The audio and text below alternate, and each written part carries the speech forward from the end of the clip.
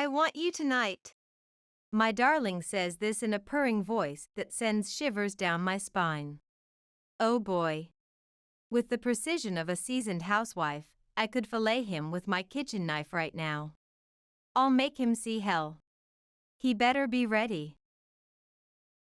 My name is Michelle. I'm a 36-year-old who loves drinking. Thanks to the pandemic, I've taken up drinking alone as a hobby, but I used to enjoy nights out with friends. Today's story is about one of those crazy nights out. Back then, I was in my late 20s. Married to Kevin for 2 years, our life was going smoothly, and I had no particular worries. Until that moment. One night, while Kevin was sleeping next to me, he kept murmuring, "Michelle, Michelle." Was he dreaming about me? How cute, I thought, until he said, "Mickey, Mickey." No, you can't, but you're so adorable. By the way, no one has ever called me Mickey. Kevin's parents' Pomeranian is called Rosie, but it sounds too different to be a mix-up. Is he calling me Mickey in his dreams? That's kinda cute, but it's weird since he never calls me that in real life. Curious, I asked Kevin the next morning, "Last night, you said Mickey, Mickey in your sleep. What kind of dream were you having?" I asked playfully, but his face stiffened. That's not an ex-girlfriend or something, is it? I probed lightly. Actually, it is, he admitted without hesitation.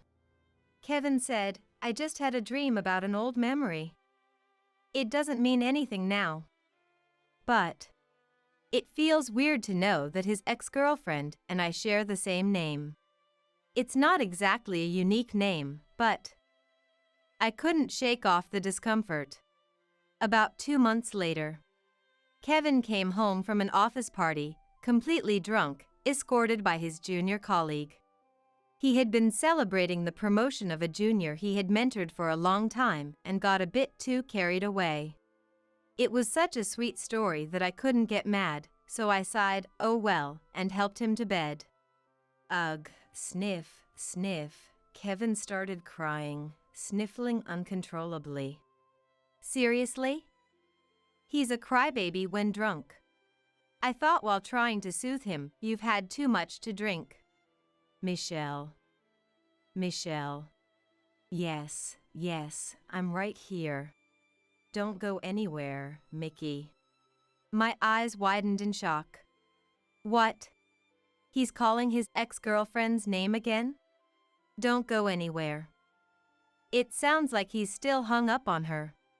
When I thought he was calling my name, I found his drunkenness cute, but now that I know he was calling out his ex's name, suddenly, I couldn't care less.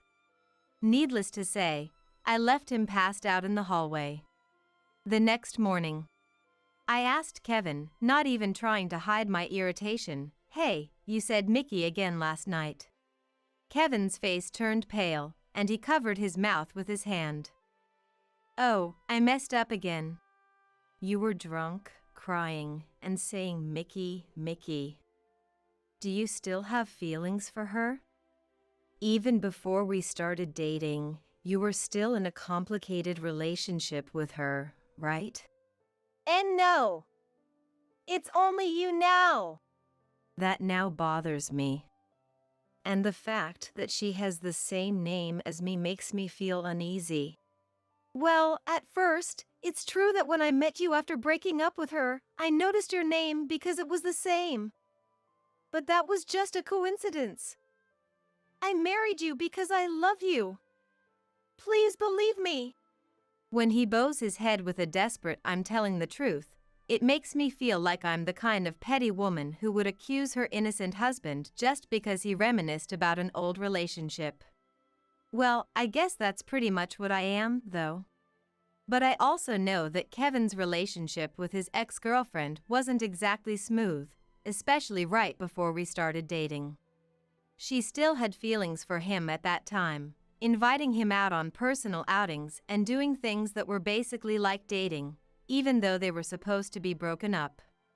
So I made it clear to Kevin, if you want to be with me, you can't hang out one-on-one with another girl, especially not your ex. And after that, he stopped seeing her. Nothing happened after that, so I trusted Kevin and started dating him. Why have you been thinking about your ex so much recently? You never used to say her name before. I don't know, but I think it's because a mutual friend mentioned her to me the other day, and it just brought back memories. Really, it's nothing. Even if it's nothing, it's still not funny. I mean, I sometimes dream about my ex-boyfriends or first love too, but I don't talk in my sleep. It's not like I have lingering feelings for them, but I do occasionally feel nostalgic or remember the butterflies in my stomach from back then. But that's all there is to it. When I wake up and see Kevin sleeping next to me, I sometimes feel a little guilty for getting flustered in my dream, even though I haven't done anything wrong, so I get why accusing Kevin of calling out his ex-girlfriend's name in his sleep is so embarrassing. But when he says, "The reason I noticed you at first was because you have the same name as my ex," even though I know it's all in the past, it still makes me feel bad. Well, it's not like he's cheating on me, and I've heard that men tend to hold on to memories of their past relationships longer than women do. So, in an effort to be understanding, I decided to make up with Kevin that day by buying my favorite cream puffs as a reconciliation. But about a month later, one day while I was out shopping, I saw Kevin walking with a woman. And I had the feeling that I recognized her face. She looked a lot like the woman in Kevin's college yearbook, the one who was pictured with him when he was younger. I only saw that picture once, and I didn't get a close look this time either, so I couldn't say for sure that it was the same woman. But I couldn't help thinking, could that be Mickey? That night, after getting Kevin a little tipsy, I confronted him about what I saw earlier in the day. Hey, I saw you walking with a woman by the station today. Huh? What are you talking about? I was working. Really? Can I ask your office about it? It's true. I was out on a sales call. I thought I saw Kevin's face twitch for a second, but then he offered me his phone and said, "You can ask my junior if you want." So, he really was at work after all. But just because he reacted like that doesn't mean he's innocent. Well then. By the way, what happened to your college yearbooks? Can I take a look at them? Kevin responded with, I threw them out when we moved in here. Now that I think about it, I do remember him saying something like I don't need these old albums anymore when we moved from our old place to this house. Oh, there goes my only clue. After that, Kevin stopped calling out his ex-girlfriend's name in his sleep. He didn't start going on more business trips, coming home late, or constantly checking his phone either. As time passed without finding any real evidence of infidelity, I started to think, maybe I was just overreacting. Then one day, my high school friend, Elena, who had been working abroad, told me that she was moving back to the US for business. She invited me to meet up in our hometown, and I eagerly agreed to join her. Elena had moved overseas for work, and after that, another friend, Tracy, and I both moved away from our hometowns after getting married. So, this was the first time in about 10 years that this group was getting together in our hometown. It was perfect timing, so I thought I'd ask them about what was going on with Kevin. But as the three of us met at the station and exchanged jokes like "you've changed," or "hey, haven't you put on a bit of weight?" the kind of teasing that only old friends can get away with, we entered the pub we had reserved, and in the back of the room, I saw a familiar man. He was with a woman. Ironically, our table was right behind theirs. The guy looked an awful lot like Kevin, but he said he'd be home tonight. Could it be? Maybe I've been suspecting Kevin so much that I'm starting to see things. I thought, but I still sat down right behind that man. Isn't it risky to take a trip all of a sudden? Won't your wife find out? Well, she's out of state tonight, said she's going out with friends. Wow, but where we are is technically out of state too, right? What if your wife shows up? Then that'd be bad, but I'm sure it's fine. She said she was going to visit some friends in their hometown. Then we're safe. That voice and conversation sound awfully familiar. Worrying about whether his wife will find out and coming to a pub together.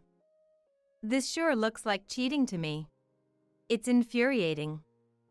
Is the woman sitting across from Kevin Nikki? I had told Kevin that I was going back to my hometown, but he clearly wasn't listening at all. As I listened to Kevin and the woman I assumed to be Mickey talk, I could feel the veins on my forehead beginning to bulge in anger. My friends noticed and asked, "What's wrong? Did something happen?" The guy behind us is my husband. What? My two friends shouted, and I quickly motioned for them to lower their voices with a desperate show. What do you mean? He's with a woman. They said, and I was about to explain, well, actually. But I stopped myself. Kevin was right behind us.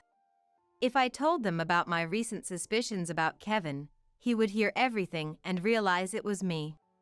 I considered writing down the situation in a message and sending it to them, but then... Yeah, I like Mickey so much that I've been talking in my sleep a lot recently. My wife's been suspecting me of cheating the whole time. Oh yeah, you mentioned that before. Did it turn out okay? I admitted that Mickey was my ex, but I told her there was nothing going on now. What? And she believed you? She even saw us walking together once, but I'm glad Mickey is one of my clients. I can always say it's work. True, and you can keep in touch through the work phone too. Oh. I see, so that's how it is. Using work as an excuse to cheat, huh? My two friends seemed to have overheard Kevin and his ex's conversation, and they were now looking at me with pale faces, sensing my quiet fury.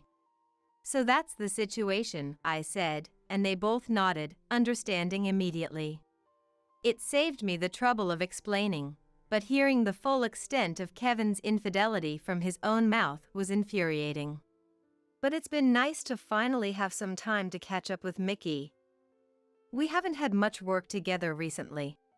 Yeah, it's been, a few months? Looks like tonight's going to be a good time.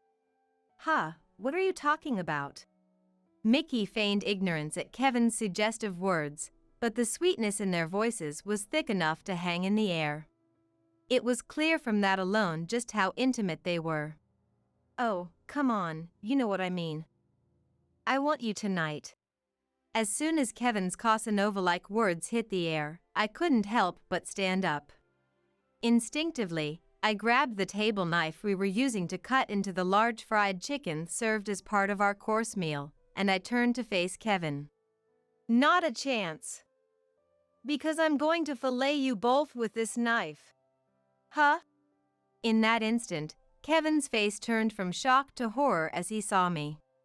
I realized now that it wasn't a filleting knife, so I misspoke, but the sight of me raising the table knife as if ready to stab him was enough to make his shoulders start trembling. Meanwhile, Mickey stared at me with a look that seemed to say, "Who's that?" I'm Michelle. Good evening. You seem to be having a lot of fun. Vinny, who's that? There I was, smiling, Kevin looking like the world had ended, and Mickey completely clueless. My friends watched the nightmare unfold with pale faces. Come over here. Oh, could you both step outside? We don't want to disturb the other patrons. Ah. Realizing I was the wife, both Kevin and Mickey shrank back, fear etched on their faces. Kevin and Mickey didn't want to leave, but my friends, understanding the situation, dragged them both outside. As the commotion settled in the restaurant, I explained the situation to the master, offering to cancel our reservation if it was a problem. But the master, whom I had never met before, not only kept our reservation but said, "I see." Go give that husband of yours a good lesson, Mrs. And after, we'll celebrate with a drink, with a smile.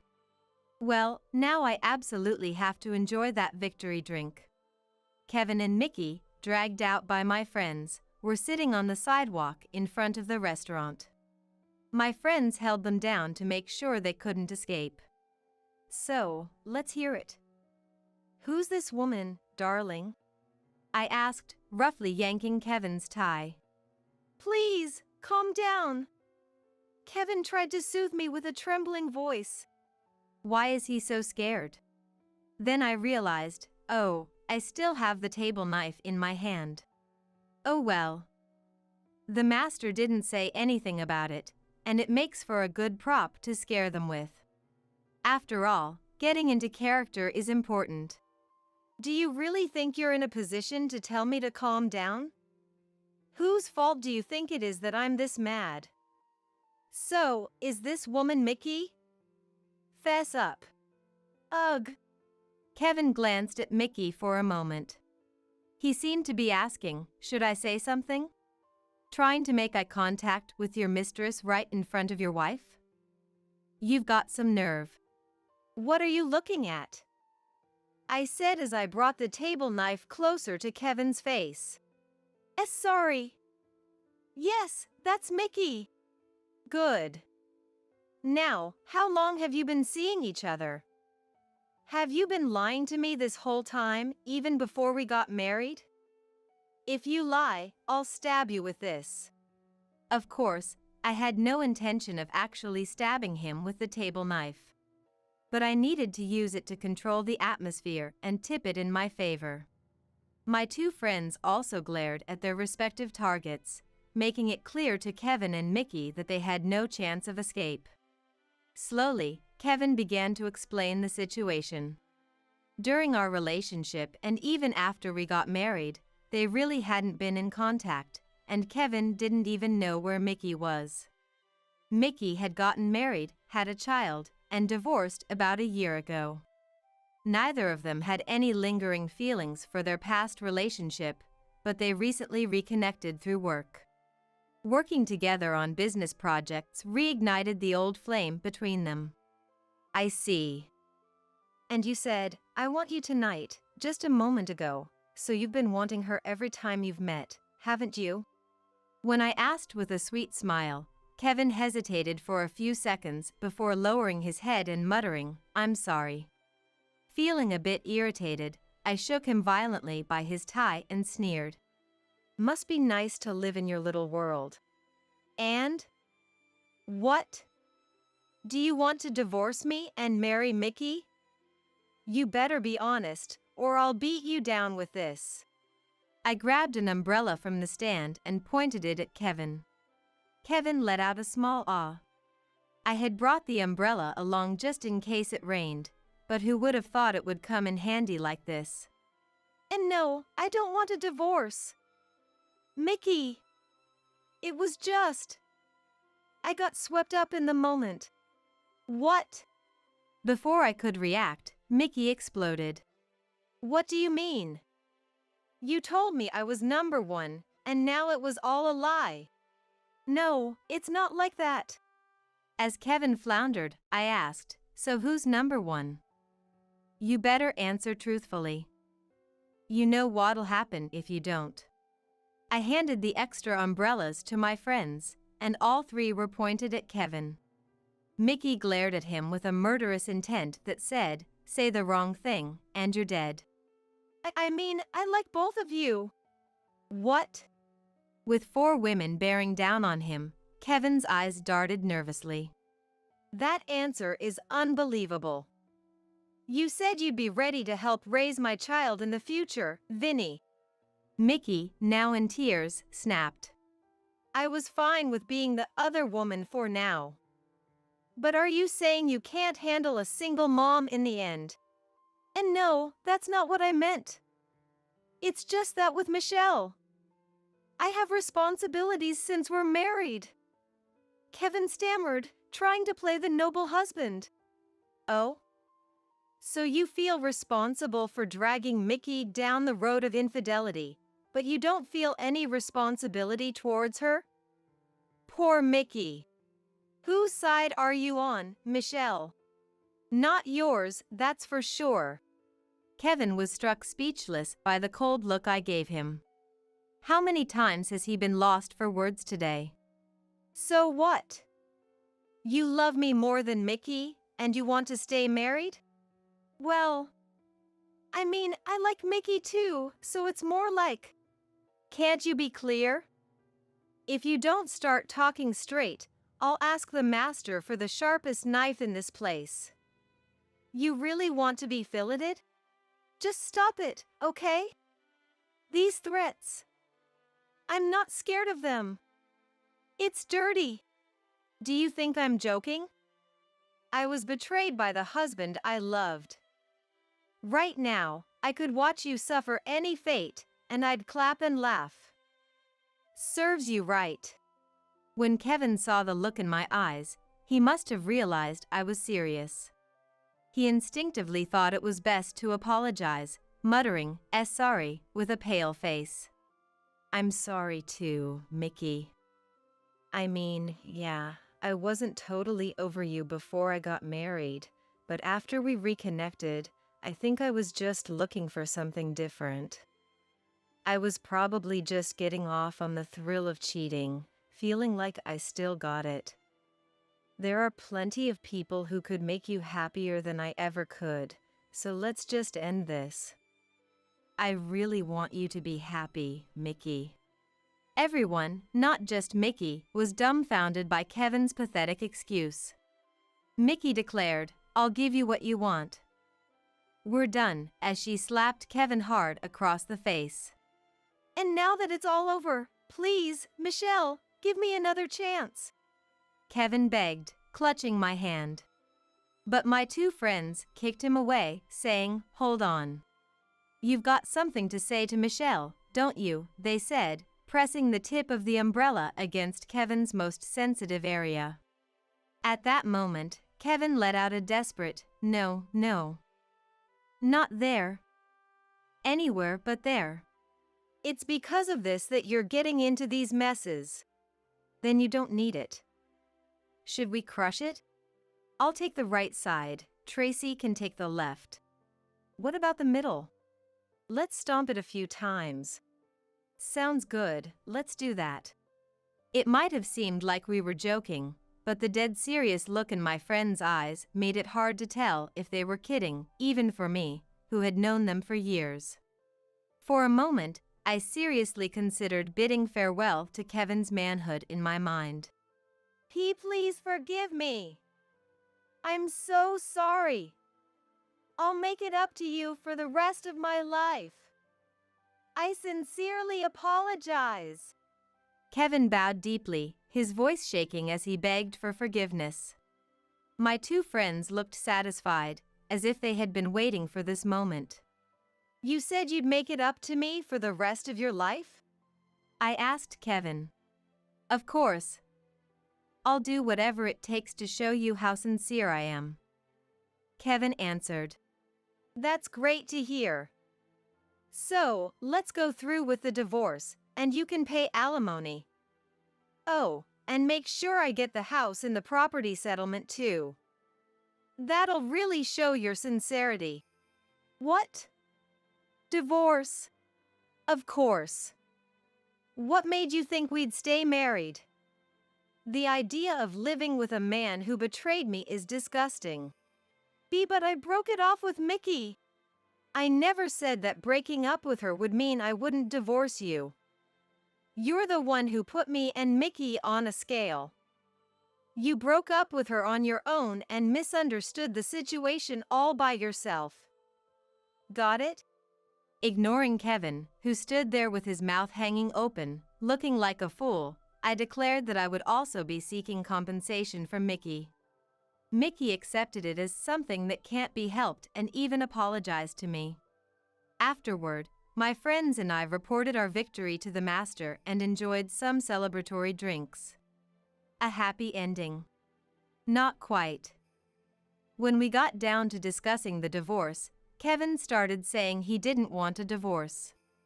He shut up when I said, "I won't say where, but I'll crush you if you keep it up." After that, Mickey requested a transfer to avoid Kevin. Kevin not only lost the job he was handling but also just got divorced. Because of that, people at the company started suspecting, hey, weren't those two acting weird, and Kevin's affair became known. As punishment for engaging in an improper relationship with a client, Kevin was demoted. Meanwhile, I received the house, the car, and a nice sum in alimony as part of the property settlement. With that money, I started a cafe. It's a cafe and bar, where we serve coffee and other drinks during the day and alcohol at night. I opened it during the pandemic, and I was worried it might go under, but thanks to the locals who came by and the regulars who kept coming back, the business is thriving. I've even made some friends among the customers, and I'm really starting to enjoy this work. Next weekend, Elena and Tracy are coming to my place for drinks. After closing, we're all going out for a night on the town. Actually, I went out with some locals for a night out just last week. I've been drinking quite a bit lately, so I might come up with some liver-friendly finger foods for this time. I'm not remarried, but I really enjoy this life where I have people to eat and drink with. I'm alone, but I'm not lonely. I'm living a happy life like that. Joshua's company's president will be here in an hour. My daughter-in-law Rachel's shrill voice echoed through the house, more piercing than usual. The sharpness of her tone made me wince. Hey, what are you daydreaming for? Clean up quickly and prepare some coffee. Rachel, treating me like a maid, rushed me around as we prepared for the big event of Joshua's company's president coming to our house. Clean up faster, maid. Even my grandson Cody barked orders at me in a harsh tone.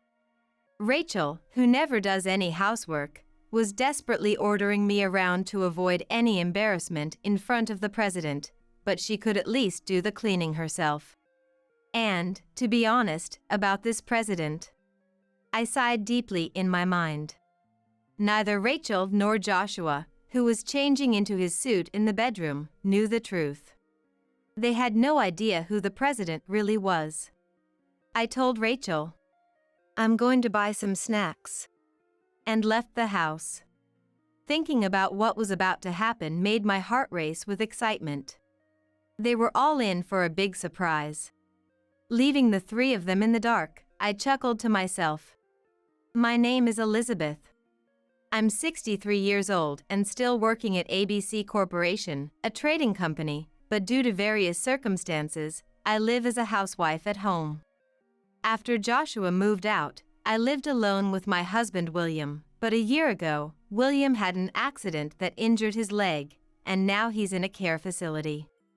I offered to take care of him at home, but William insisted he didn't want to be a burden, so he chose to go to the facility himself. Knowing it was William's clumsy way of being considerate, I accepted his decision. So, a year ago, I started living alone, but in reality, I was only alone for about 3 months.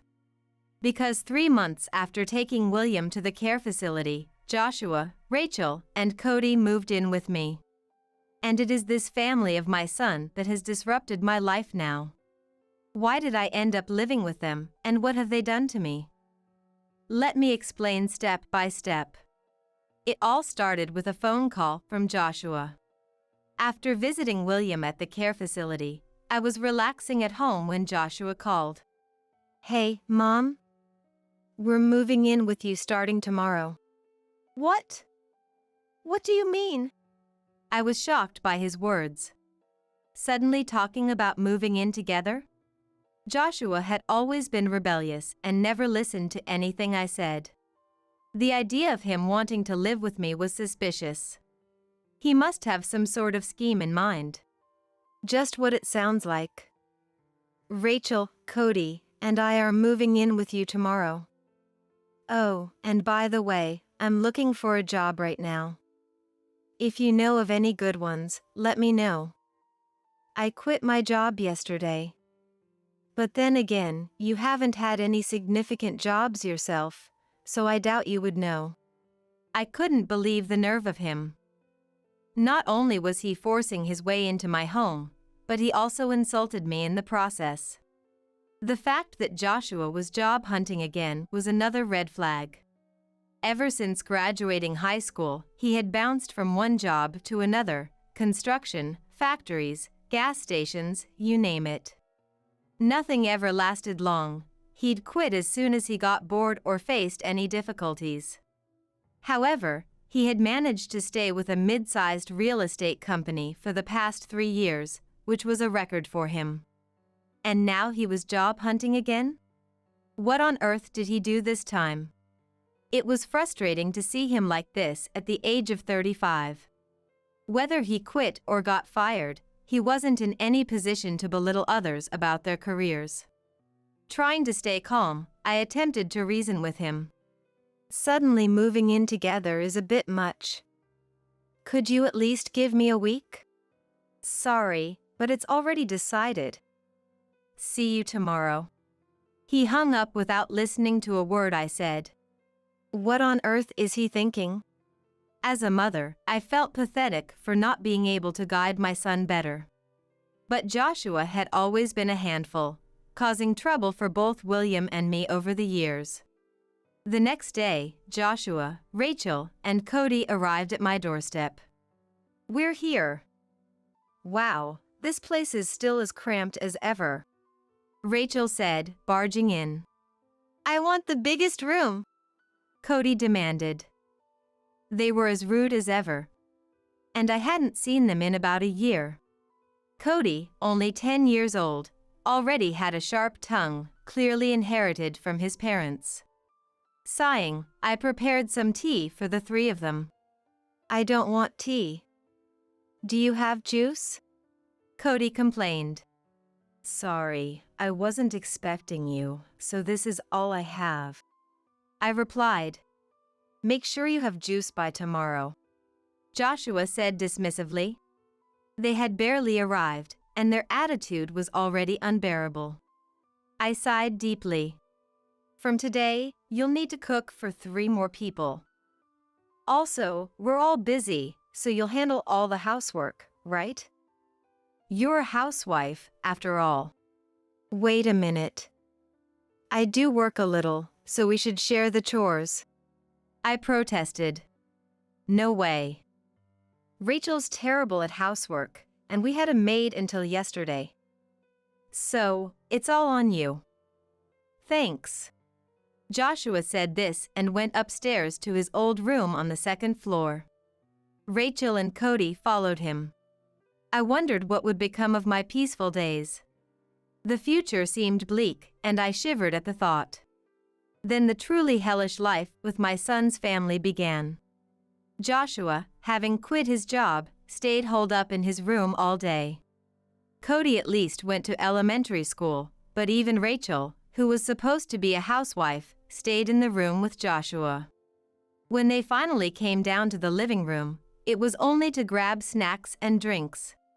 They were like parasites, merely living in my house, and it gave me a headache. My job at ABC Corporation allowed for flexible hours, but doing laundry for the suddenly increased family members and cooking meals for 4 people at once was quite a task. However, when I was exhausted and resting, Rachel would glare at me and command, "Hey, why are you resting? You're a housewife, aren't you? Do your job properly?" As if she wasn't a housewife herself. I claimed to Joshua and Rachel that I was a housewife, but I also had a part-time job. Despite this, Rachel kept criticizing me without mentioning anything about herself, which was infuriating. Rachel, you're a housewife too, aren't you? If you're not good at housework, I can teach you, so let's share the chores together, I suggested to Rachel. However, Rachel only glared at me even more irritably and said, "Huh? Why should I take orders from someone like you? I'm tired from raising a child. Just do the housework." She treated me like a maid. I wondered how such an insolent adult could come to be, and I was troubled by it. Realizing that it was useless to say anything to Rachel, I decided to at least get Joshua to work. I negotiated with the HR department and arranged for Joshua to work at ABC Corporation. It was an exceptional case, but I coached Joshua on what to say during the interview, and he successfully got the job. Joshua was assigned to the sales department and finally escaped his jobless life. By the way, Joshua doesn't know that I work at ABC Corporation. When introducing the job, I told him that a friend of mine worked there and suggested he apply. Joshua, who was about to start job hunting, saw it as an unexpected opportunity and quickly agreed to the interview. ABC Corporation's new employee training is quite thorough, so even Joshua should be able to manage the work reasonably well. Though I couldn't do much about Rachel, I was glad that Joshua had secured a job and hoped he would at least lead a proper life. However, my life didn't change. In fact, with Joshua out of the house for work, Rachel took advantage and started pushing more tasks onto me. Household chores were manageable as they were part of my daily routine, but she even began to impose her shopping errands on me, saying, "Go buy the cake that comes out today." I resisted, saying, "Shouldn't you be the one to go?" Huh? But Rachel only responded with a defiant, Huh? What's the problem? You have a part-time job today, right? It won't hurt to stop by the store. Hurry up and buy it. She always found convenient excuses to get me to do things for her. Rachel genuinely believed I only worked part-time. When I had to leave for work, I often used the excuse of visiting William for his care. While I did visit him sometimes, it wasn't always the truth. But I wanted to keep my job at ABC Corporation a secret for as long as possible. Rachel constantly exploited my position and kept assigning me chores, making my life increasingly unbearable within just a month of their arrival. Every time I thought about how many more years this situation might last, my mood turned dark. I sighed deeply and went out to buy the cake. 9 months passed, and now here we are. Despite my efforts, Joshua and Rachel continued treating me like a housemaid, and Cody ordered me around to fetch his snacks. Over time, I developed a thicker skin and learned to ignore their rude comments. But thinking about enduring this for years to come cast a shadow over my heart. In any case, I decided to kill my emotions and avoid useless resistance at home. I focused on smoothly managing both my job and household chores. My routine took an unexpected turn one Friday morning. As I arrived at work, I noticed the office was unusually busy, with people hurrying around. Curious about what was happening, I soon discovered the reason. Joshua, who worked at ABC Corporation, had been rude to an important client, causing a significant issue. He worked in the sales department and had been aggressively pushing new products to our clients. That, in itself, wasn't the problem. But when the client refused to make a purchase, Joshua's demeanor changed drastically. "Do you think you have the right to say no?" He yelled at them. Naturally, the client was furious and declared they would no longer do business with ABC Corporation. Moreover, Joshua had also fabricated fake contracts for new clients, selling products at prices higher than the standard rate. Normally, payments were made via bank transfer, but Joshua had cunningly insisted on cash-only transactions, pocketing the difference between the inflated prices and the actual cost, while depositing the remaining amount into ABC Corporation's accounts. When the finance department quickly caught on and questioned Joshua, he confessed to everything. Joshua was now out apologizing to the clients. Hearing about this series of scandals gave me a terrible headache. Since I had personally advocated for Joshua's hiring, I felt responsible for his misconduct. I apologized to all the employees who were handling the fallout and declared that appropriate measures would be taken against Joshua.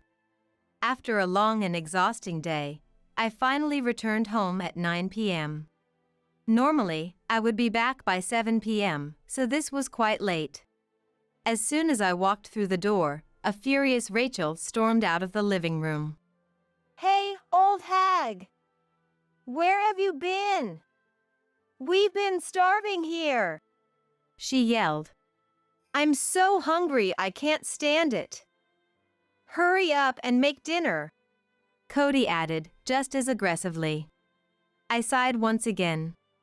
If they were so hungry, they could have made something for themselves. Even Rachel, who wasn't good at cooking, could at least prepare some spaghetti. But instead, they chose to wait for me to return, only to demand that I cook immediately, nothing short of harassment. All right. I'll start making dinner now. Just wait a bit, I said. Make it quick, Rachel snapped. Despite having spent the entire day dealing with company-wide complaints, Rachel showed no consideration and continued to demand that I prepare dinner. I couldn't help but think she was the real complainer here. In the end, I quickly whipped up some spaghetti for Rachel and Cody. Exhausted, I didn't have the energy to eat myself, so I completed the minimum necessary household chores and went straight to bed. Joshua had not yet returned home. I spent the moments before sleep contemplating what to do about Joshua's situation at the company. The next morning, I had made up my mind about how to handle Joshua. I waited until he was awake and sent him an email. Since he still didn't know I worked at ABC Corporation, receiving an email from someone he didn't recognize on a weekend likely shook him. The email stated that a company representative would visit our home on Monday evening. Joshua seemed to understand the gravity of the situation after reading the email. He wore a troubled expression for the rest of the weekend. Monday arrived. I left work early, coming home well before usual. Rachel, who seemed to have slept in until noon, came down to the living room around 3 p.m. Joshua was with her. Cody had just returned from elementary school, so the entire family was gathered at home. Rachel, looking alarmed, rushed over to me as I sipped my coffee in the living room. The president of Joshua's company is coming in an hour. Rachel's voice, sharper than usual, echoed through the room. I winced at the piercing sound. Why are you just sitting there? Start cleaning up. Prepare some coffee too. Rachel, treating me like a maid, was frantic about the impending visit of the company president. Get cleaning, housekeeper. Even Cody chimed in with a harsh command. Rachel, who never did any housework herself, was desperately ordering me around to avoid any embarrassment in front of the president. But she could easily handle the cleaning herself. Besides, who exactly was this president? I sighed deeply inside. Neither Rachel nor Joshua, who was upstairs changing into a suit, knew the truth. They had no idea who the president was. What could it be about? Maybe Joshua's promotion? I heard you recently secured a new contract worth several $100,000 from a new client. Oh, Rachel said, looking thrilled, though I wondered where she got that information. Joshua, on the other hand, seemed to sense what was about to happen. He stood frozen, pale with worry. A promotion would be wonderful. If the president is coming all the way here, it must be something big. So hurry up and clean, old hag. Rachel turned back to me, urging me to prepare for the president's visit, still under the assumption that Joshua was being praised. Suppressing my exasperation, I told Rachel, I'm going to buy some snacks, and left the house. The thought of what was about to unfold made my heart race. They were all in for a surprise. Leaving the clueless trio behind, I chuckled to myself. Of course, I had no intention of buying any sweets after leaving the house. Instead, I retrieved a suit I had stashed in a nearby locker and changed in a restroom. Dressed in my usual work attire, I spent an hour outside before heading back home. When I rang the doorbell, Yes.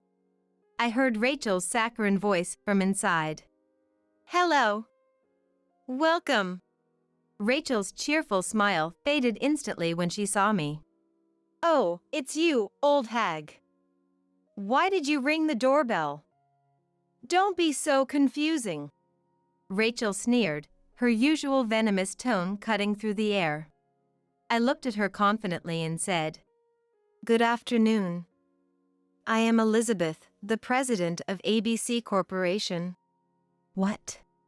Rachel stared at me, dumbfounded, as if I'd spoken in a foreign language. Joshua and Cody emerged from the living room, their faces showing their attempts to grasp the situation. ABC Corporation. President. What's going on? Joshua asked, bewildered. It's exactly as I said. I've been keeping it a secret, but I am the president of ABC Corporation. Huh? Joshua was the most shocked.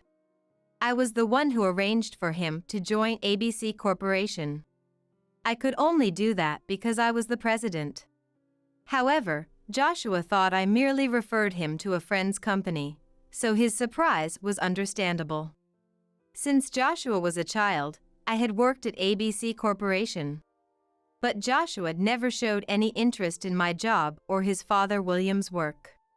He was more interested in mischief at school, hanging out with friends, and wasting time at arcades.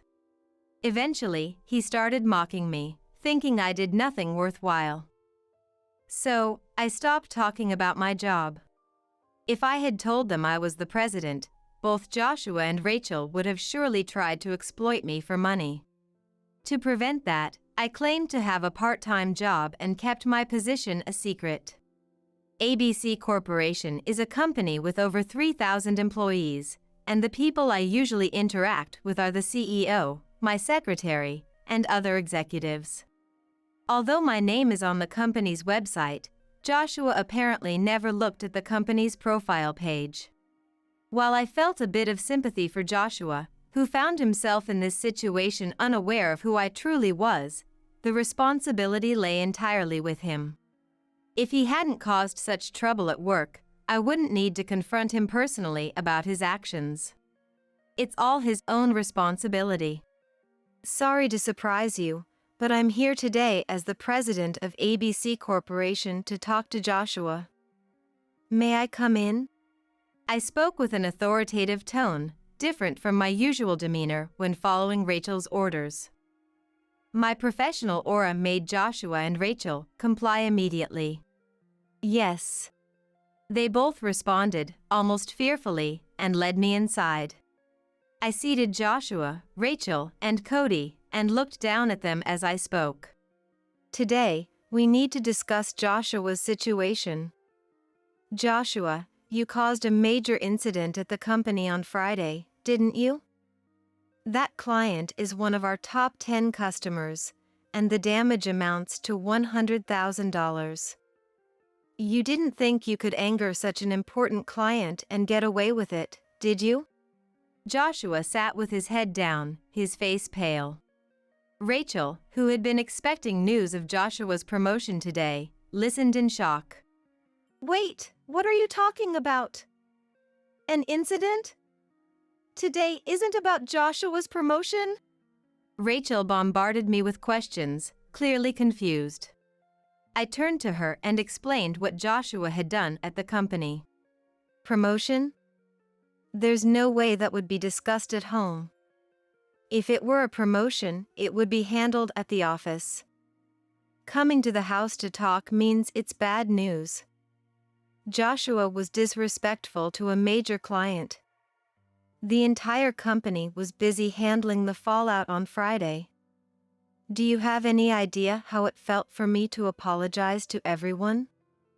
And it's not just that. He also created fake contracts to overcharge new clients. After all this, did you really think he could get away with it? Joshua trembled at my words. Rachel looked stunned, clearly not expecting to hear such things from me. Even Cody, despite being in elementary school, seemed to grasp that Joshua had done something wrong at work. "Dad, is it true?" Cody asked, seeking confirmation. It's true. But listen, I had no choice. Those people treated me like a newbie and mocked me. They said, "We'll consider buying it once we understand the product better." I worked so hard on that presentation, and they rejected it. I got frustrated. It's their fault, not mine, Joshua shouted, blaming the client he had insulted. Joshua was supposed to have apologized to the client on Friday. If he thought like this, his apology must have been insincere. His behavior made me feel sick. The client had shown no signs of mocking him for being a newcomer. Clients rarely buy unnecessary products. If Joshua had been more skilled in sales, he might have convinced them to buy something they didn't need at the moment. But Joshua lacked that ability. The client simply rejected his pitch, and he responded disrespectfully, making it natural for them to question his character. As long as you blame others, you're just shifting responsibility. We can't trust someone like that with any job at our company. And forging contracts to embezzle money is absolutely unforgivable. You're 100% at fault here. Didn't you know that tampering with company funds would get you fired? The working world isn't that lenient, I said calmly, delivering Joshua's termination. Joshua's face turned even paler as he gasped in disbelief. "No way!" He cried out. "Please! Don't fire me! If I leave ABC Corporation now, I'll have to find another job. Please, don't do this!" Joshua begged me. But his irresponsible attitude didn't sway my feelings. It's out of the question. If I don't fire you, it sets a bad example for the other employees and clients. No matter what you say, I won't change my mind. Realizing there was no room for argument, Joshua slumped down in despair. Seeing my resolute decision, Rachel also looked frightened and flustered. Eventually grasping the gravity of the situation, Rachel stepped forward and spoke to me. "Hey, Elizabeth, isn't there something you can do? I'm struggling here. Joshua keeps quitting jobs, and it's always me who suffers. If you're going to fire Joshua, you need to find him another job. Otherwise, I'll lose my allowance again. I'm sick of this. Please, do something." Rachel's tearful plea was filled with self-centered concerns rather than genuine worry for Joshua. She was more afraid of how his job loss would affect her. I had plenty to say to Rachel, who had such a naive outlook. "Rachel, you've been calling me old hag all this time, and now you suddenly call me Elizabeth? The hypocrisy makes me sick. You're complaining about Joshua switching jobs, but have you ever fulfilled your own responsibilities? You're a housewife who doesn't do any housework. You just order me around, always looking down on me and criticizing everything I do. You said you'd lose your allowance, but why don't you go out and work? Cody is already in elementary school, so you have free time while he's at school, right? If you can't handle housework, why don't you work and support Joshua? You've probably only ever thought about yourself. I don't want to live with someone like you anymore," I declared firmly to Rachel. She looked back at me, her face as pale as Joshua's. "That's not true. I do care about Joshua. He said he likes working, so I decided to stay home and support him." Rachel blurted out a defense she must have hastily concocted. Joshua looked at her in surprise. When did I ever say I like working? What? But you always start a new job right after quitting one. Doesn't that mean you like working? Rachel's reasoning was convoluted, and Joshua responded with a sigh, holding his forehead. That's because if I don't work, we'll be out on the street. Of course, I don't want to work. I envy you. You get to laze around the house all day, not doing any housework. I had to hire a maid with the money I earned. But it got harder to afford even that, so I suggested we move in with Mom. You had no idea about our situation, did you? We're practically poor. If you worked even a little, you'd have more spending money. That's... As Joshua said, Rachel was trying to take it easy while making Joshua work. She didn't even realize how little money Joshua was bringing in. Naturally, with Joshua quitting every job within a few years, his salary would remain low. While Joshua's inability to hold a job was his own fault, Rachel's refusal to work was pure laziness. Do you understand now how selfish you've been? Ever since you moved in, my stress levels have been through the roof. I'm done cooking for you. Leave this house immediately. My calm but resolute tone seemed to sink in, and Joshua and Rachel screamed in despair. Let's go. What will we do if we leave here? Rent a cheap apartment, I guess. They imagined their future, turning pale. I don't want to live in an old house.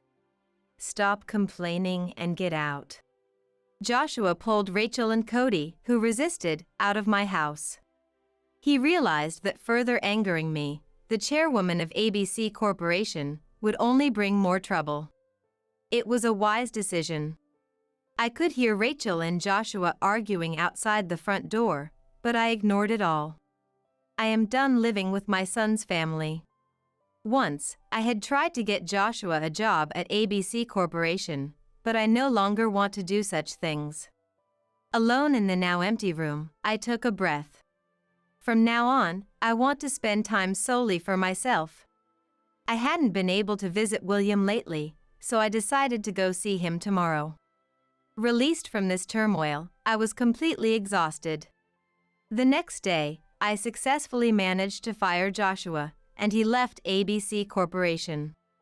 I apologized to all the employees for the trouble caused by Joshua, who had been with the company for only a short time, and I somehow managed to calm everyone's anger. Since then, there have been no problems at the company, and busy days have continued. Joshua, who lost his job, started looking for another one again, but no company was willing to hire him after seeing his record of being dismissed for disciplinary reasons from his previous job. Even after a year of job hunting, he couldn't find any results, and eventually, he ended up taking a part-time job at a moving company. Although it's a part-time job, moving work is mostly physical labor, and Joshua is being worked hard. He's not very strong, so he probably uses up all his energy every day, working until he's completely exhausted. Considering the misdeeds he committed while working at ABC Corporation, it's still fortunate that he has a job at all. As for Rachel, Joshua's part-time job didn't bring in enough income, so she had to start working too.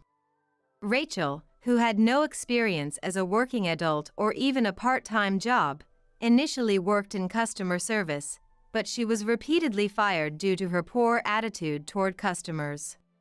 The job she finally landed was as a cleaner, where she had to do all the cleaning she had previously avoided. Given that Rachel didn't do any cleaning at home, she's probably suffering from back pain now. I hope she experiences the hardships of cleaning and reflects on how she used to treat me. With Joshua's family falling into such a state, Cody could no longer get toys and games as before. Now, he envies his friends who have the latest game consoles. Joshua, Rachel, and Cody should reflect on how their misdeeds towards others have come back to them. As for me, I've returned to the comfortable life of living alone, feeling like I've gone from hell back to heaven. At ABC Corporation, the employees greatly appreciated that I had the courage to let Joshua go and handled all the trouble he caused. Although it was my fault for bringing Joshua into the company in the first place, many people praised me for resolving the issue personally. Thanks to that, I can continue working comfortably as before, which is a relief. Recently, I've picked up gardening as a hobby and have been growing vegetables in the yard. I've secured some enjoyment for my old age, and I also enjoy meeting and talking with William from time to time. From now on, I want to spend my days peacefully. As my son Kevin's cries echoed through the room, I caught the sneering words of my brother Austin's wife, Victoria. You know, you're the same age as my mom. It would be better if at least you looked normal. Poor Kevin, having such an ugly and pitiful mom. Victoria, who looked down on me, was trying to make my parents' home her own. I won't let that happen. My name is Allison. I miraculously got pregnant and gave birth at 45, becoming a single mother. Because it was a late pregnancy and I was unmarried, my family and I decided that I would raise my child at my parents' home. Kevin's dad disappeared without knowing about my pregnancy, and that event left me deeply wounded both mentally and physically, causing me to quit my job. Now, I live happily with my mom, who still works part-time even in her 70s, and my energetic one-year-old son Kevin. By the way, my dad passed away 5 years ago. I have a younger brother named Austin, who is 12 years younger than me. Although he's an adult now, he's still my adorable little brother, working for an airline and living on his own. Sometimes I wish he would bring home a girlfriend. One day, while I was talking with Mom about this, Austin came home with surprising news. I'm getting married. What? We were astonished by Austin's sudden announcement. When did this happen? It's a long story. Austin began to tell us the details. His girlfriend, Victoria, was a 20-year-old woman.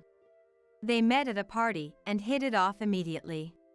She approached him, and a month later, they started dating, meeting up for dates between his work shifts. Victoria had been a model featured in magazines since her school days, and after graduating high school, she worked in retail. So, how long have you been dating? Almost 6 months. Only 6 months? Austin, being serious and sensible. Deciding to marry someone with such an age difference in just half a year seemed unbelievable to me, and I couldn't help but raise my voice. I wasn't planning to get married so soon.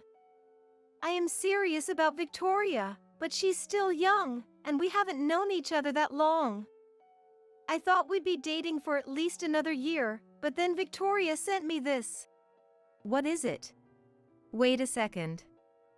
Allison, your phone screen is bigger and clearer, so I'll send it to you. Austin sent an ultrasound image labeled "Here's the baby." How could you do this before getting married? Mom's anger made Austin lower his eyes. It was only right for Austin to take responsibility and marry Victoria. But I couldn't help but ask quietly. You didn't get her pregnant on purpose, right? Of course not. But, as a guy, I guess it's my fault. I feel really bad for her. I gently patted Austin's shoulder as he gave a weak smile. Within a month, Austin got married. Victoria, who was young, cute, hardworking, and skillfully affectionate, brought immense joy to Mom, as if she had gained another grandchild. They planned to have the wedding before Victoria's belly showed, choosing a venue close to our home, and frequently visited us for wedding preparations. To Mom, Austin seemed special, and she looked incredibly happy whenever Austin and Victoria visited. Your cooking is so delicious, I could eat it every day.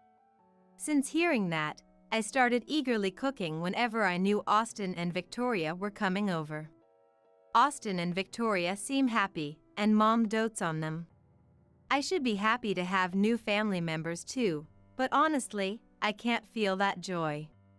Because it seems like she looks down on me. When Austin or Mom is around, she talks normally, but when it's just the two of us, she barely speaks and treats me with contempt. I genuinely want to get along with her. I don't remember doing anything to deserve being looked down on, but if I had to guess, it's probably because of my appearance. I sighed at my asymmetric, distorted face in the mirror and turned it face down on the table. Even with makeup, my face isn't exactly beautiful. It's not a pleasant feeling, but such childish thoughts aren't unheard of for a woman in her 20s, and I kept telling myself that as long as Austin is happy, it's fine. Then one day, as Austin and Victoria's wedding approached, they came over as usual. "We're home." Welcome back, Austin. And Victoria, too. Hello. Here, I brought you this. Oh, it's a cake from that famous shop. I'm so happy. Let's have it together later. Come on in. Yes. I could hear Victoria's excited voice and light footsteps approaching from the entrance. As I was about to leave the room and go to the room next to the living room where Kevin was sleeping, the door opened, and I made eye contact with Victoria. "Welcome." She completely ignored me. As if she didn't hear me, Victoria quickly walked past me and sat on the sofa. This is how she acts when Austin and Mom aren't looking. I knew it, but it still hurt. Rubbing my strained smile, I entered the room and closed the door. Next door, I could hear Austin, Victoria, and Mom chatting happily. "Victoria is here, so you should join us." Hearing Mom's voice through the door, I put my hand on the door but immediately lowered it and said, "Sorry. If I go now, Kevin will get upset, so I can't." Really? I'll always be here to take over if you need. Thank you. Lying down next to the quietly sleeping Kevin, I sighed softly. "I'm sorry for lying, Mom. But I don't want to force myself to smile more than necessary." She only knows Victoria's friendly side. She knows we don't get along, but that's it. Austin doesn't know either. Even so, I act normal when the three of us are together, and Victoria doesn't mistreat Kevin. They are happy, so I tried to ignore the pain stabbing my heart. I must have fallen asleep because I woke up to Kevin's crying. I heard the front door open in the distance. Thinking they had finally left, I slowly got up and went to make Kevin's milk, only to be surprised. Good morning, Allison. There was Victoria, sitting with a smile that didn't reach her eyes. "Where's Austin?"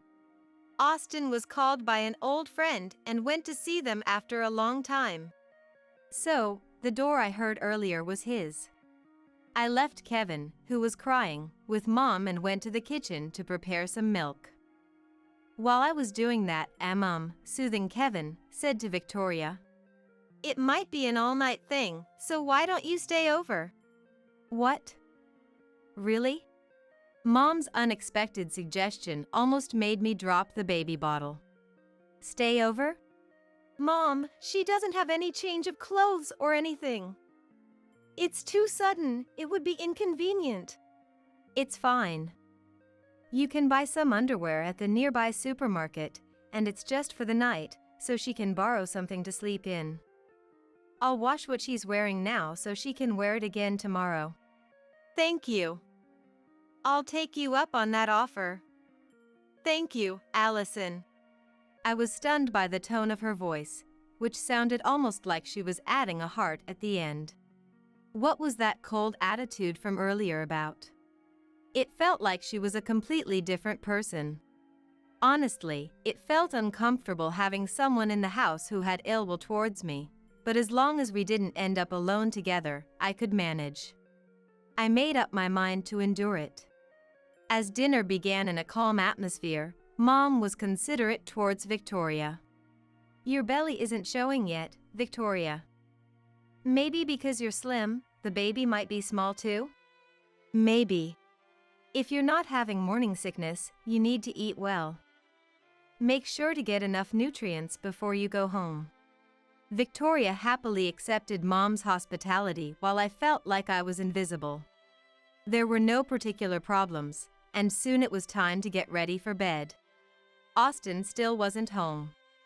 I sighed as I looked at the pink high heels by the front door.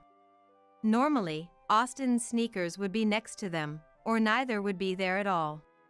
After that, Victoria had gone shopping at the supermarket's clothing section and was now taking a bath.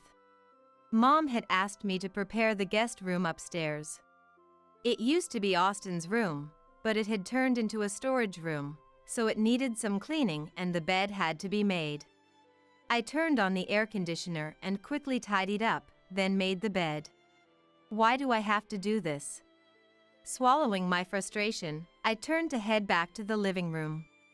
Huh? I let out a strange noise. Victoria was standing in the doorway, glaring at me. My heart pounded in surprise as I addressed her.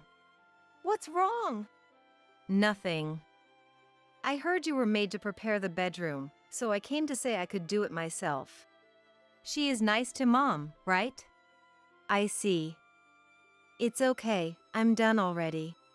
As I tried to leave the room, Victoria stood blocking the door. I had no idea what she wanted, and as I grew confused, she glared at me and then sneered. Allison, you can be summed up in 3 words. What?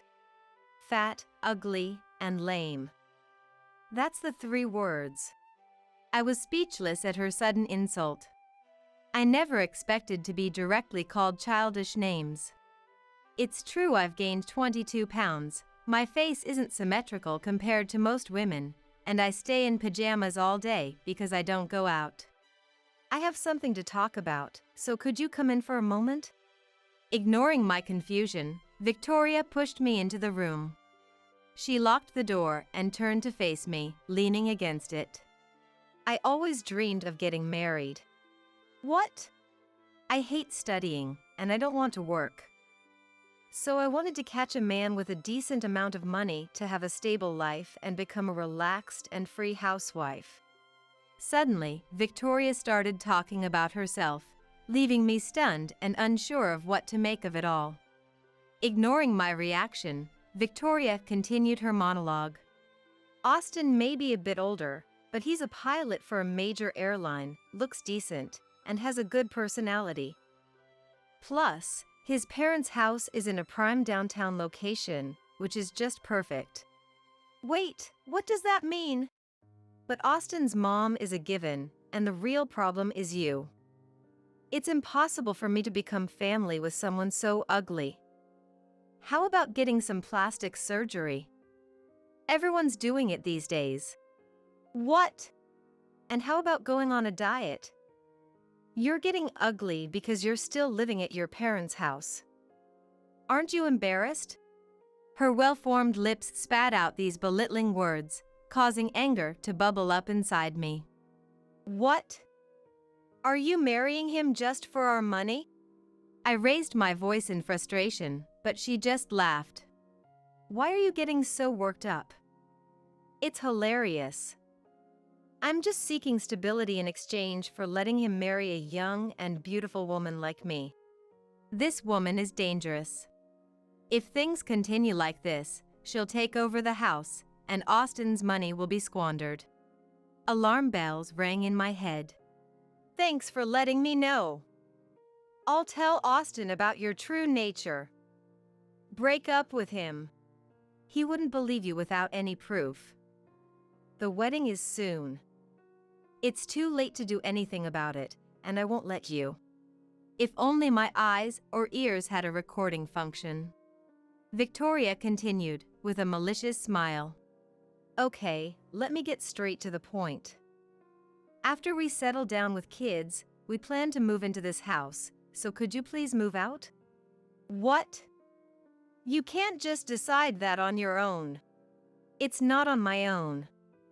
I've already discussed it with Austin and his mom. They both agreed it's fine, so all you need to do is give the okay. This is my house. It's just your parents' house, right? Eventually, it will be Austin's anyway, so it's just a matter of time. Go ahead and clear out your room. Consider it a compromise in place of a wedding gift. I was speechless at her selfish and one-sided words. Victoria continued with a nasty grin. Besides, I think it's about time you became independent. Austin is a pilot, and you're still leeching off your parents' house. Isn't that embarrassing? Leeching. I'm actually. A proper person wouldn't stay home all day? Point made. Her condescending attitude irritated me. You don't know anything about me, so stop talking like you do. Well, I don't want to know, and I'm not interested. You're a single mother because you were dumped for being ugly, right? I don't even need to ask to know that much. It's so sad. I could feel the heat of anger rising to my face. Just as I was about to yell at her, I heard Kevin crying from downstairs, which brought me back to reality. Victoria opened the door. Kevin is crying. Aren't you going to check on him? She said, nodding towards the door, and went downstairs by herself. I didn't want to go back to the room with this woman. Hesitating at the top of the stairs as Kevin's cries echoed, Victoria's mocking words reached my ears. By the way, you're the same age as my mom, right? I looked at her, and she was hiding her smirk behind her hand while looking up at me. If at least you looked good. Poor Kevin, having an ugly and shabby mother. That one remark pushed me to my limit. I instinctively chased after her, raising my hand, just as the door to the living room opened and Mom appeared, holding Kevin. What are you doing? Mom. I'm sorry. It's my fault. I misspoke. I said that Allison and my mom are the same age. Victoria raised her voice, trying to cover mine. Then she quickly turned to me and lowered her head. I'm sorry for making you uncomfortable. What? As I stood there in shock at her sudden change in attitude, Mom gently patted Victoria's shoulder and said, Keep such thoughts to yourself. It's fine because we're family, but if you say it to others, it could cause irreparable harm. Yes, I'll be careful. Allison, Victoria is apologizing, so you should forgive her. Raising your hand is out of the question. Wait, Mom. This ends the discussion. Now, go hold Kevin. Mom handed the crying Kevin to me and then gently led Victoria back to the living room. I stood in the dim hallway, holding the sobbing Kevin, feeling helpless. While putting Kevin to sleep in the room, I noticed Austin had come home. Hearing the three of them happily chatting, tears welled up in my eyes. Even though I'm being ridiculed, my family is being ridiculed, and Kevin is being ridiculed, I can easily imagine that my words would be dismissed as paranoid by that two-faced person. Until now, it was just a facade, but to say such things to my face. She's really trying to take over this house. Knowing Victoria. She won't take care of Mom, and one day she might even abandon Austin. The thought of our family falling apart scared me. I won't let that happen. I'm not the kind of person who would back down. If she thinks everything will go her way, she's terribly mistaken. With renewed determination, I gripped my phone, ready to protect my family. And on a certain day, I found myself at a wedding venue with Mom. After that incident, Victoria kept insisting that I shouldn't attend the wedding and should claim to be sick. But when I told her that a former nurse like Mom wouldn't believe it, she looked frustrated. Fine, you can come, but don't blame me if you embarrass yourself. And said. I didn't understand what she meant, but it's clear that Victoria holds ill will only towards me. The wedding was hastily arranged, so the guests were just relatives and family. She's probably planning to win everyone over today, except for me. The wedding proceeded smoothly, and finally, it was time for the letter to the family. With tears in her eyes, Victoria began to read the letter. Ladies and gentlemen, thank you for attending our wedding today despite your busy schedules. Even those tears seemed fake to me. It's a joyous wedding. For Austin's sake, I decided to endure and focused on taking care of Kevin. Thank you for accepting our marriage. Allison seems to be enjoying her moratorium, but from now on, I will repay your kindness as your daughter. So this is what she meant by embarrassing. Sure, it might be shameful for an outsider to see someone my age not working. Of course, that's if it were true. When Victoria finished reading her letter, there was a noticeable stir among our guests instead of the expected emotional response. Austin was also surprised.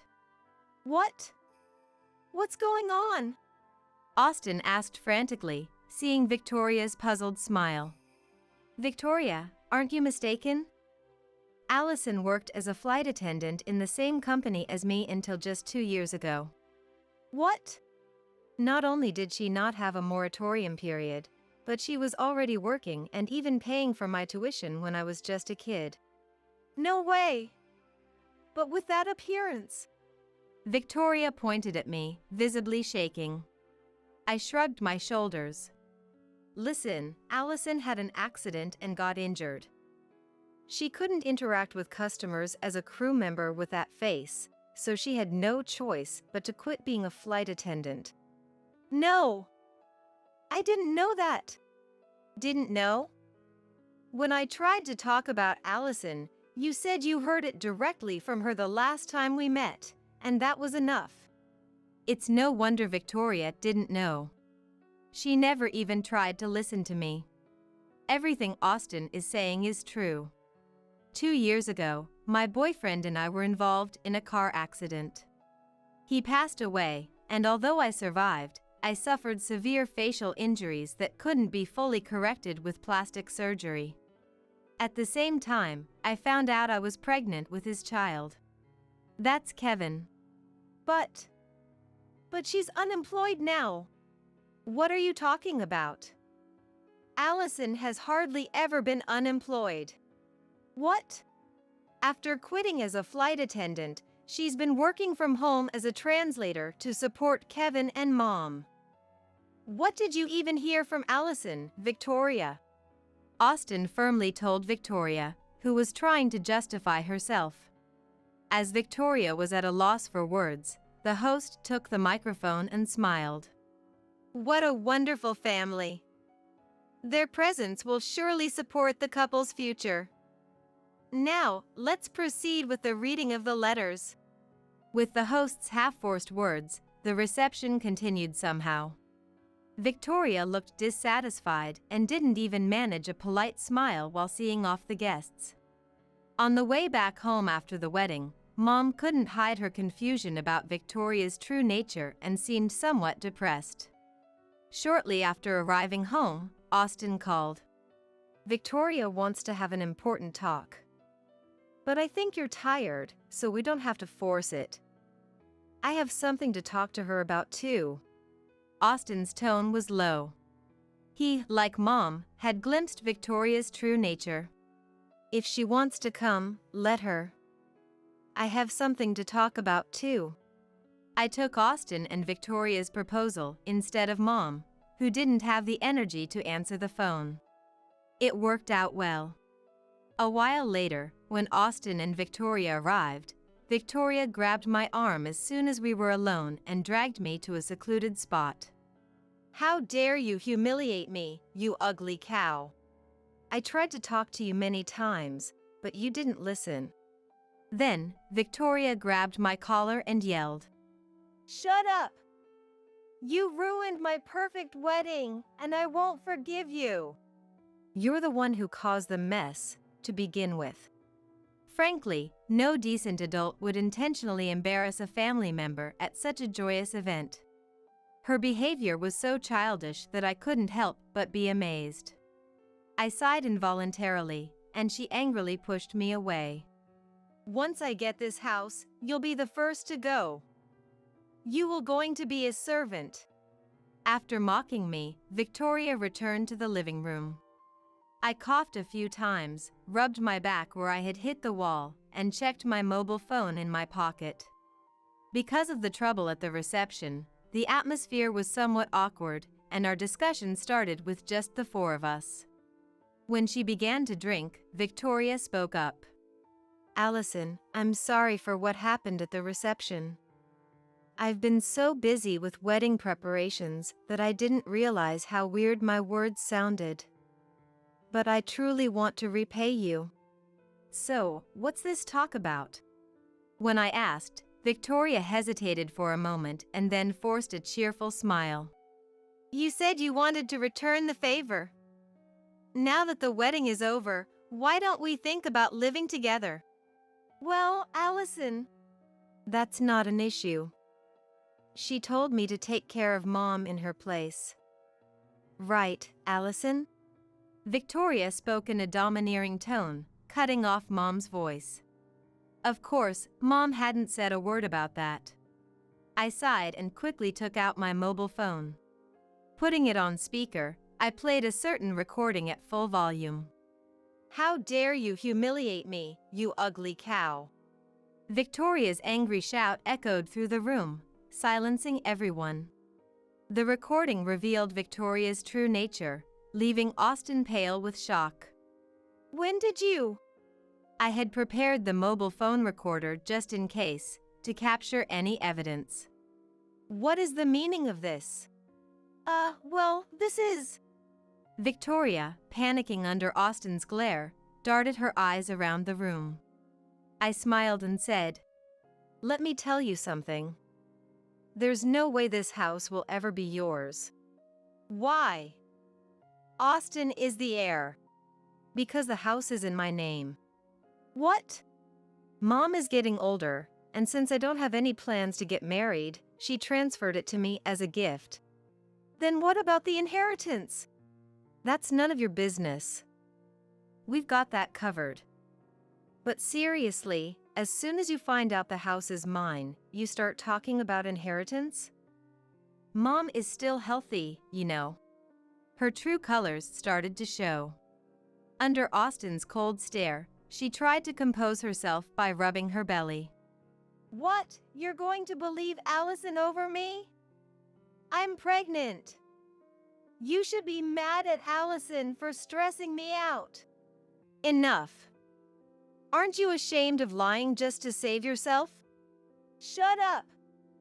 Austin has a duty to make me happy. He always has to put me first. Austin, at a loss for words, hung his head.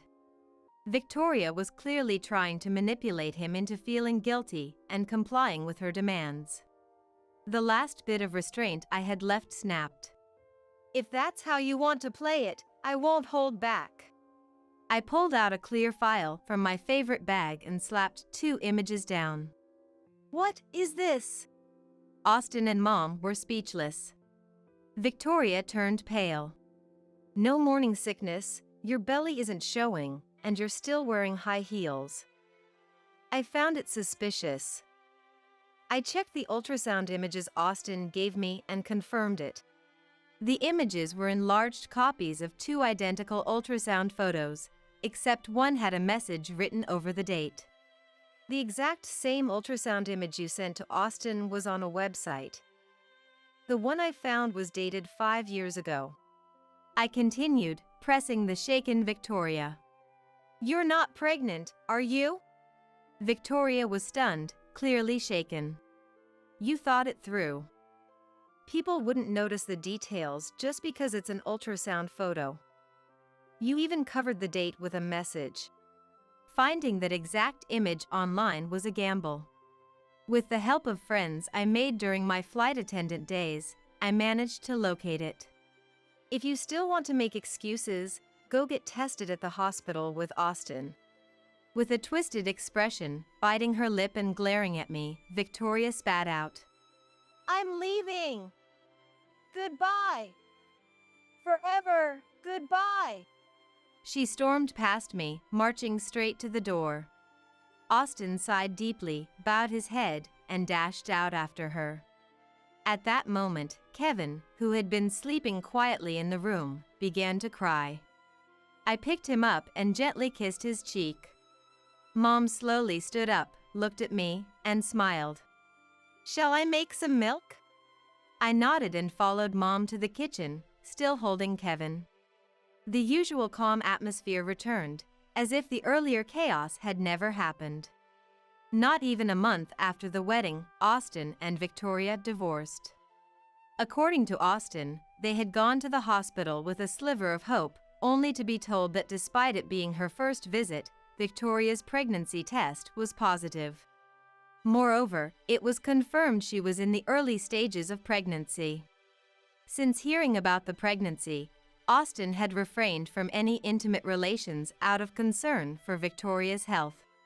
So, what did this mean? Apparently, Victoria had been having an affair behind Austin's back and was carrying the child of her lover. Austin hired a detective, quickly gathering evidence of Victoria's infidelity, and demanded compensation in the divorce court.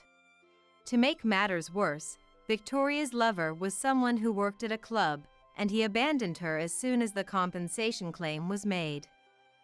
Victoria tearfully begged Austin to take her back, but Austin, fed up with her lies, flatly refused. At just 20 years old, Victoria couldn't possibly pay the hefty compensation, so she turned to her parents, who covered the costs. She was scolded severely and brought back home. Ironically, she became the single mother living with her parents she had once scorned. Young and now the subject of scrutiny, she would have to work and raise her child. Well, it was her own doing. I just hope that the innocent child can be raised well by the in-laws. 2 years later, Austin reconnected with an old friend at a reunion and decided to remarry. Given what happened with Victoria, both Mom and I were initially cautious, but the new woman was kind-hearted and genuine, and she adored Kevin. Kevin was to be the ring bearer at their wedding. Dressed in a bow tie and carrying a beautiful small box, Kevin walked down the aisle, drawing cheers from the guests. Handing the rings to Austin, he then ran back to me with a proud smile, and I picked him up gently. His eyes were just like those of the man I loved. Mom stood smiling beside me. In front of us were the happy Austin and his bride. I have no plans to remarry.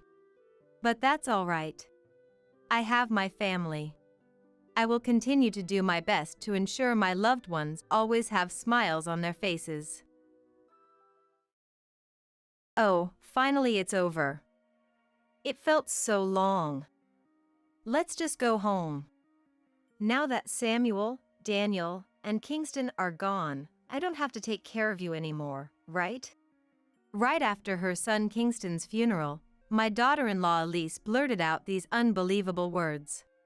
What was she thinking when she said something like that?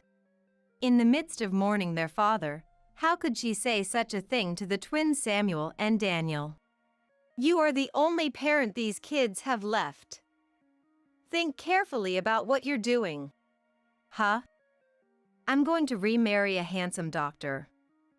The old woman can raise the twins. See you. While I was still in shock, Elise said those selfish words and briskly walked away. Both the attendees and I were dumbfounded by the sudden turn of events. Fine. After Elise left, I quietly muttered, I'll take responsibility for Samuel and Daniel. After the chaotic funeral, I finally got home and sank into bed with a deep sigh. I had never felt a day so long and exhausting. My eyes closed naturally. He he he he. He he he he. At 2 a.m., I was awakened by eerie laughter coming from the next room. I opened the door to see two faces illuminated by the pale light of the computer screen in the darkness. There were Samuel and Daniel, who should have been mourning, laughing at something on the computer. I am Miranda. Since I lost my beloved husband 3 years ago, I have been living alone in this house. The only joy in my life now is when my adorable grandchildren come to visit me. Today is a special day because my grandsons Samuel and Daniel are coming over to play, so I have been restless since morning. Even after finishing preparing lunch, I couldn't shake the feeling that something was missing and kept walking around the house. Oh. The camera. The grandkids, who had just started elementary school recently, said they would show me their new uniforms. To capture their shining moments, I started rummaging around for the camera. Found it. Now I'm all set. Just as I breathed a sigh of relief, I heard the sound of a car engine stopping in front of the house. Grandma. Hello. Hello. I heard cheerful voices coming from the entrance. Yes, welcome. As I ran to the entrance, I saw Samuel and Daniel standing there with brand new backpacks and spotless uniforms. Behind them were my son Kingston and my daughter-in-law Elise. Mom, we're back. Hi Miranda, it's been a while. Good to see you. Come on in. I welcomed Kingston and his family and started the photo session of them in their uniforms. Seeing my grandkids with backpacks that were almost bigger than them made my heart swell with affection. It was hard to tell whether they were carrying the backpacks or the backpacks were carrying them. Grandma, guess what? Daniel and I are in different classes. I have a male teacher, and Samuel has a female teacher. Yes, my grandkids are twins. When my only son Kingston married Elise 8 years ago and told us they were having twins, I was thrilled to suddenly have 2 grandkids. However, when Kingston first told me about Elise, I was honestly surprised. Kingston, being gentle and serious, had always been quiet and reserved during his school years, so I never imagined he would choose someone as striking and poised as a model. Thanks to that, the twins were born with clear and attractive features. They might be considered quite good-looking. Elise seemed keen to take advantage of their looks, enrolling Samuel and Daniel in dance schools and having them audition, doing everything she could to get them into the entertainment industry.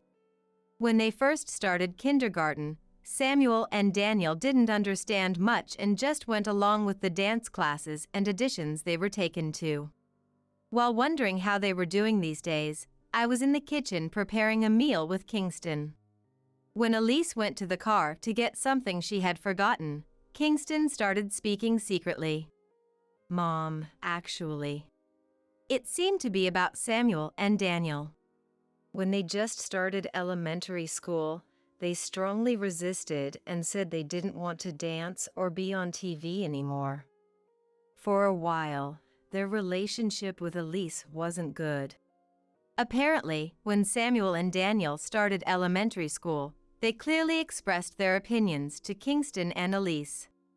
It seems that, like Kingston, both of them were not comfortable with being in the spotlight. Elise wanted them to continue somehow, but thinking about Samuel and Daniel, she decided to stop everything. Thanks to that, we almost had a tense atmosphere between us. Now, it's fine though. Just when I was worried about their recent situation and couldn't ask, Kingston confided in me so that Elise and the grandchildren wouldn't hear. Now, they seem to be working hard to get used to school life. While hearing a lot about school from Samuel and Daniel, we all gathered around the dining table. I was worried about their reserved personalities, but I was relieved to see that they were enjoying school. After talking for a while and filling our stomachs, seeing Samuel and Daniel leave with big smiles made me feel happy. Then, a few months later, my son's family of 4 came to visit us again. What have Samuel and Daniel been able to do recently? I was able to animate a picture I drew on the computer the other day. I'm learning C language. Sorry, I asked, but Grandma didn't understand at all.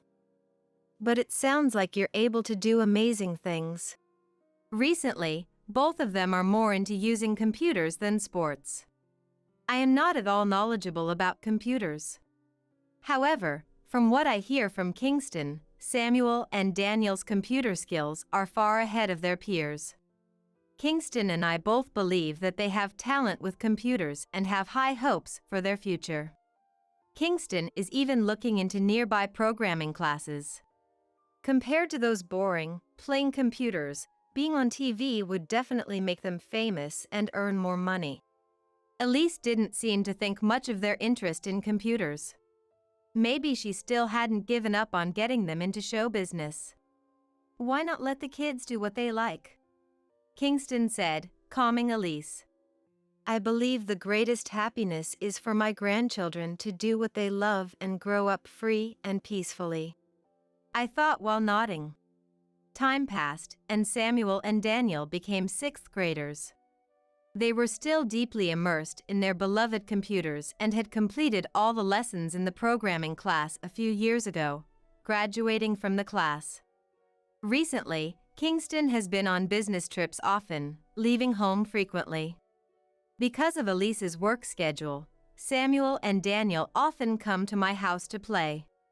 Dad's never home, so it's boring because we can't go out.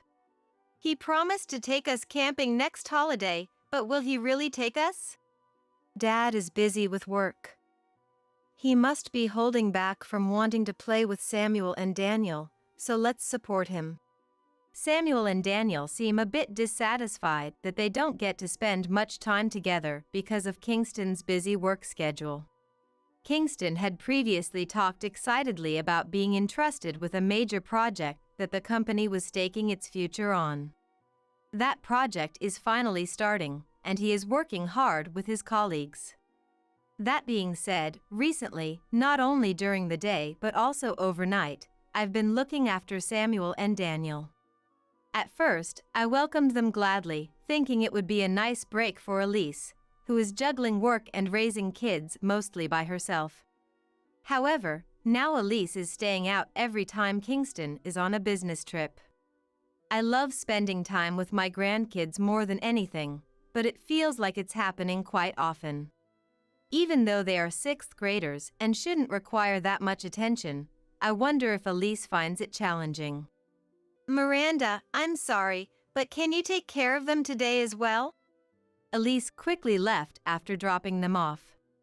Samuel and Daniel were staying over again today. Oh no! I forgot my cold medicine. So you're feeling a bit under the weather, huh? That's a problem. Elise just left, so let's call her and ask her to bring it. I dialed Elise's number. It rang several times, but she didn't pick up. Finally, the automated voice said, "The number you have dialed is either turned off or out of the service area." Elise didn't answer the phone. Elise didn't answer. What should we do about your medicine? I hope you don't get worse. Oh, you know, Mom, she turns off her phone for important meetings. Samuel's words made me question. What? So during important meetings, you can't reach her at all? Yeah, whenever we call, it doesn't go through. But my cold isn't that bad, Grandma. I'll be fine. Compared to my worry, the kids seemed unfazed. Even if she has important meetings, what would happen if there was an emergency involving the kids? They've been safe so far, but isn't this bordering on neglect? I felt sorry for Samuel and Daniel, who seemed neglected by their mom, and a bit of resentment began to grow. The next evening, when Elise came to pick them up, I asked her, Elise, Daniel forgot his medicine, so I called you shortly after you left, but was it difficult to answer the phone? Oh, sorry about that. I turned off my phone, didn't the kids tell you? Elise replied nonchalantly, as if it was the most natural thing. I see, but there might be emergencies, so maybe you should keep your phone on. I didn't have the energy to scold Elise any further and didn't say anything more. Even after that, Samuel and Daniel came to stay a few more times. Every time I had a reason to call Elise, she never answered. One afternoon, I got a call. An unknown number. I hesitantly answered, and an anxious male voice spoke. Hello, is this Kingston's mother? I'm his colleague. Sorry to call suddenly, but please stay calm. Kingston is in the hospital. It took me a moment to process what I was hearing. Panic surged through me. I got the hospital's location from his colleague and quickly called a taxi. On the way, I couldn't calm down, worrying about Kingston's condition. What could have happened to Kingston to land him in the hospital? Is he going to be okay? Maybe Elise knows something. I tried calling Elise, hoping she would answer, but all I got was the long ringing tone. Then the automated message. The number you have dialed is. Why can't I reach Elise at a time like this? I keep calling her over and over, praying she'll pick up, but the result is always the same. All the way to the hospital, I tried to get in touch with her, but she never answered. When I arrived at the hospital, a teary-eyed colleague greeted me and explained the situation.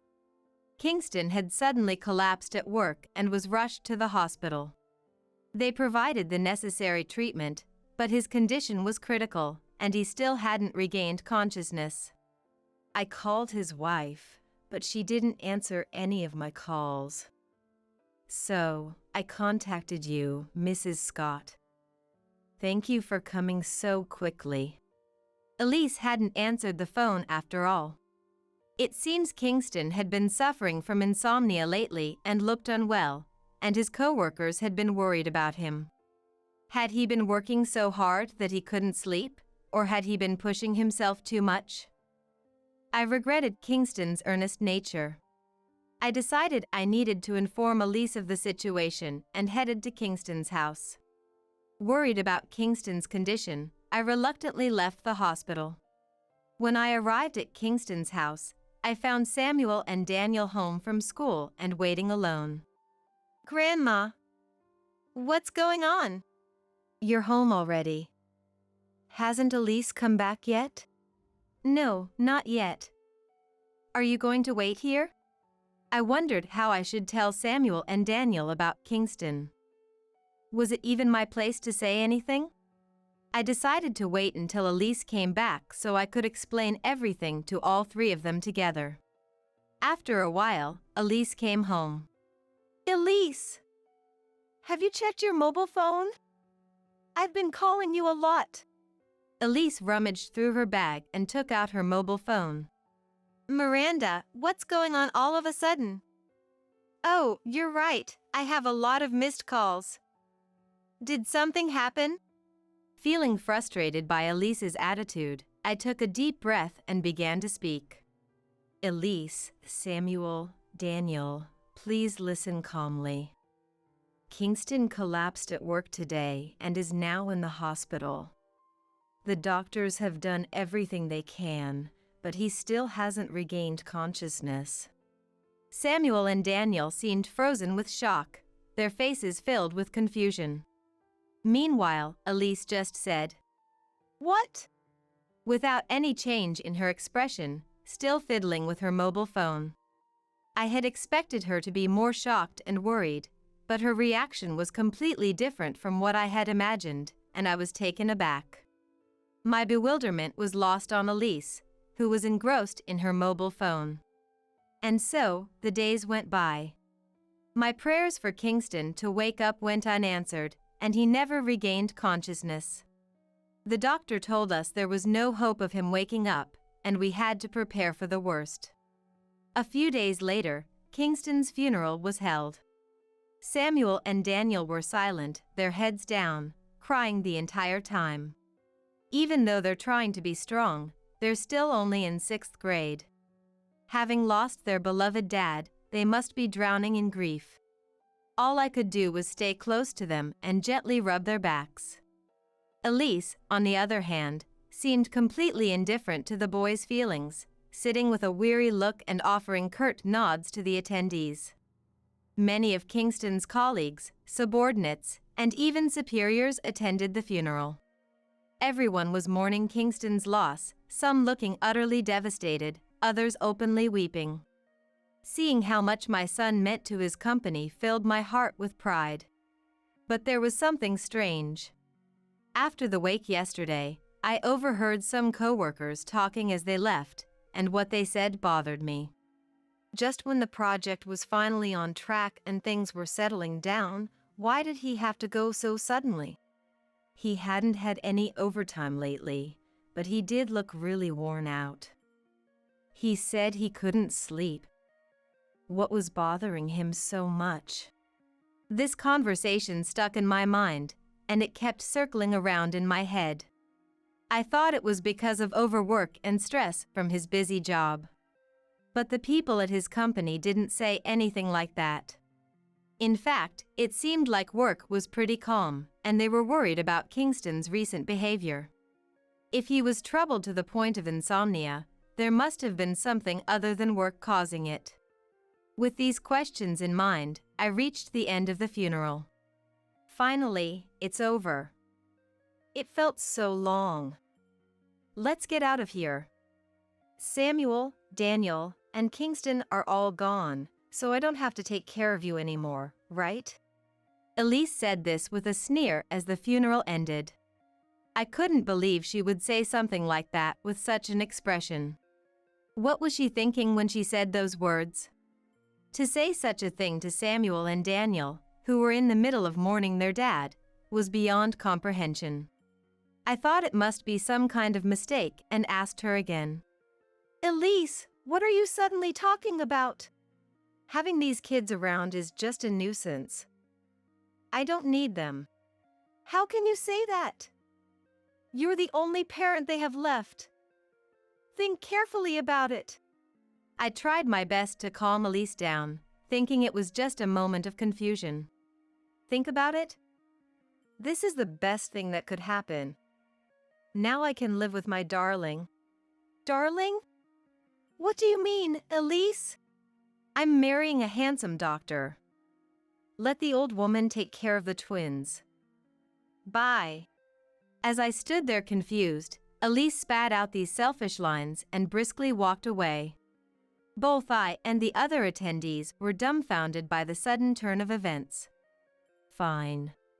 After Elise left, I quietly muttered to myself, I'll take responsibility for Samuel and Daniel. It's better for them to live with me than to grow up feeling abandoned and sad because their mom left them. Besides, how wonderful it is to live with such adorable grandchildren. As I made up my mind, Samuel spoke up. Grandma, can we live with you? Of course you can. Samuel smiled with relief. It's better to be with Grandma than with Mom. Mom's never home anyway. I don't think she cares about us. Daniel's words broke my heart. How dare you let a child say something like this? How could Elise be so indifferent to them? We stopped by Kingston's house, packed up some essentials with Samuel and Daniel, and finally made it home. After dinner, Samuel and Daniel seemed tired and didn't talk much, looking sleepy. They must have been exhausted both physically and emotionally today. Not only did they say goodbye to their dad, but their mom also walked out on them. I wondered if Samuel and Daniel were okay mentally. Both of them seem calm, as if they've accepted the sudden event, but I'm terribly worried about what they're feeling inside. Rather than saying anything more, I guess I'll just have to watch over them for a while. Both of you must be exhausted today. I'll make your beds, so take your time and rest. Once I'm done cleaning up, I'll go to bed early too. While I was doing the chores, Samuel and Daniel were no longer in the living room. They must have taken their showers and gone back to their rooms. I finally got into bed and let out a big sigh. Suddenly, today's events flashed before my eyes like a slideshow of memories. Is Elise really planning to give up the children?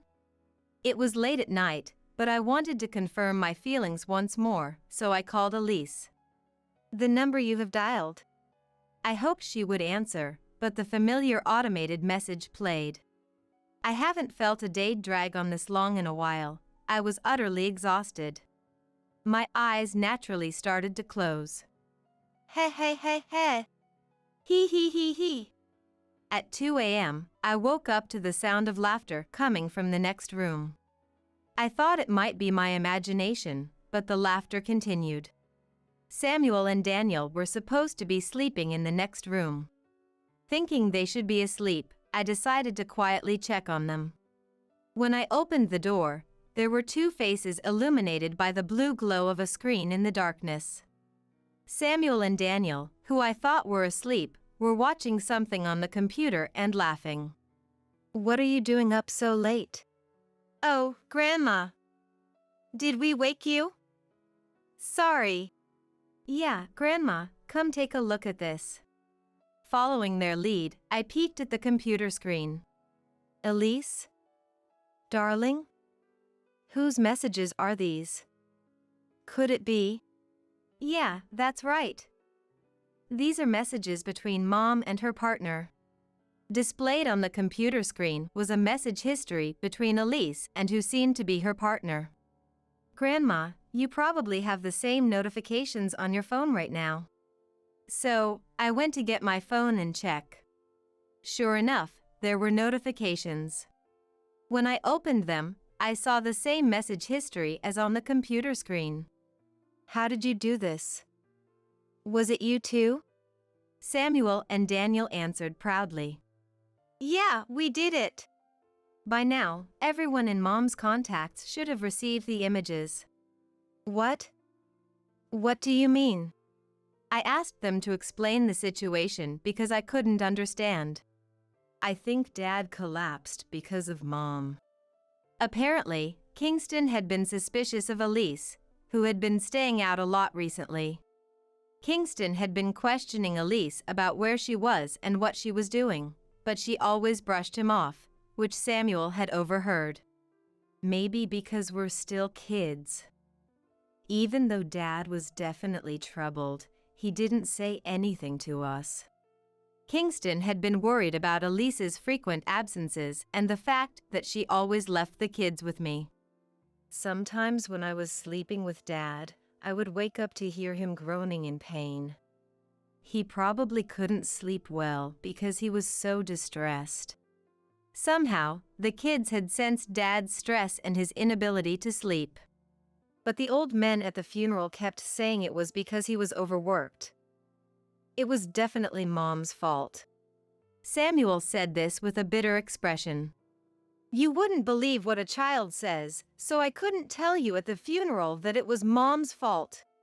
So, I decided to show everyone the evidence after the funeral, and I used Mom's cell phone to program it. No matter how much they pleaded about Dad's collapse, the adults wouldn't believe them. Moreover, whenever they tried to talk about it, Elise would stop them. It was surprising that they would expose it this way, even though they were good with computers.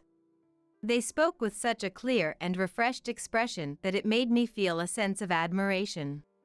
Still, it was curious how they managed to manipulate Elise's cell phone when they weren't home much. So, I asked.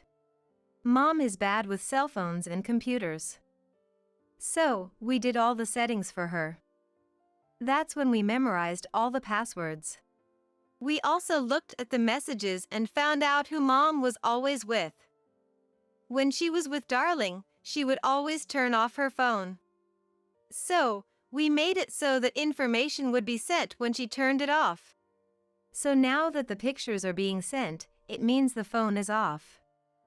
Look, all the evidence we prepared is being sent. I checked the notifications on my cell phone. The kids are going to Grandma's, so I'll be with you, Darling, today and tomorrow too. You Darling is handsome and competent, but my husband on other hand, despite working seriously, his salary is low. It's incomparable. I'll fabricate Kingston's affair, and if I can get a divorce, I'll get plenty of alimony from the divorce court. There was an overwhelming amount of shocking information. As I went through the notifications, there was also talk about Samuel and Daniel. I gave birth to them handsome, thinking they could earn money, but neither wants to enter the entertainment industry, and they don't have the guts to continue. It's really unbelievable. I spent a lot of money on dance lessons and auditions, but it was all wasted. They're so ungrateful. What kind of mom says that? She forced her children to do things for her own ego and then calls them ungrateful. I truly felt sorry for these kids. And Elise, who seemed so poised and composed, was this foul-mouthed and spiteful. I thought her bad language at the funeral was due to high emotions, but this was her true self. Did Kingston know this about her, or was he deceived? I was very shocked to learn about Elise's true nature. Contrary to my shock, Samuel and Daniel seemed somewhat relieved. By now, the relatives and Mom's friends must be shocked. Later, Elise's mom called me. I am truly sorry for what Elise did. I can't apologize enough. She apologized repeatedly, sounding very remorseful. Since it was something that couldn't be undone, I accepted the apology and asked about Elise's condition.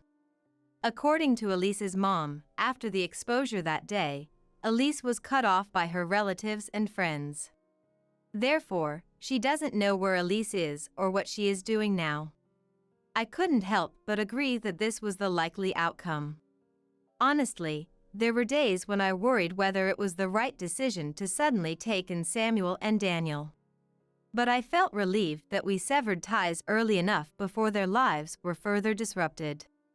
I believe they can live happily without being involved with Elise. And rumor has it that her affair partner, who was so keen on remarrying, also abandoned her after realizing her rotten nature. But that wasn't all. Because evidence of the affair spread among her friends, one of them identified the affair partner and investigated further. It turned out that the affair partner also had a habit of cheating and was involved with multiple women. Elise was just one of them. Furthermore, the claim of being a doctor was also a lie. In reality, he was just an ordinary employee at a small company. There were many other misdeeds that were uncovered, leading to a great deal of trouble for him. A few days later, I received a call from Kingston's company. They informed me that Kingston's death would be considered a work-related incident, and compensation would be provided. I knew that Kingston's death wasn't caused by his job. The idea of it being labeled as a work-related incident and receiving compensation made me feel extremely guilty. I couldn't just sit and wait to receive the compensation, so I decided to speak to Kingston's supervisor. I apologize for the trouble caused by Kingston's situation. The truth is, Kingston collapsed not because of work, but due to the stress from his daughter-in-law. I explained the whole situation to him. The supervisor looked shocked as he listened. But then his expression turned serious. No matter the reason, we want you to accept the compensation. It's the last acknowledgement we can give to Kingston. Kingston had been close to completing a significant project, which ended up being a huge success. His contributions were immense, and without his efforts, the project wouldn't have succeeded. This project was a turning point for the company's growth, and they were very grateful to Kingston, regretting not being able to express their gratitude directly. I was deeply moved by how highly they valued Kingston. Kingston's hard work and dedication hadn't been in vain. If only I could tell Kingston directly that the project was successful and that the company thrived because of him. But that wasn't possible. Hoping that Kingston would find some peace in heaven, I decided to accept the compensation. The compensation was more than enough to support Samuel and Daniel's education in the coming years. As Kingston had wished during his life, I wanted the two of them to grow up freely and peacefully, pursuing their interests. One day, they would both have dreams of their own. I didn't want them to give up on their dreams just because they were living with me after losing their parents. To provide them with various opportunities when the time came, I planned to save this money carefully.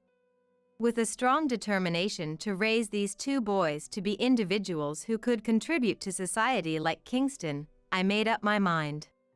From now on, the three of us would cherish Kingston's memory and live happily together.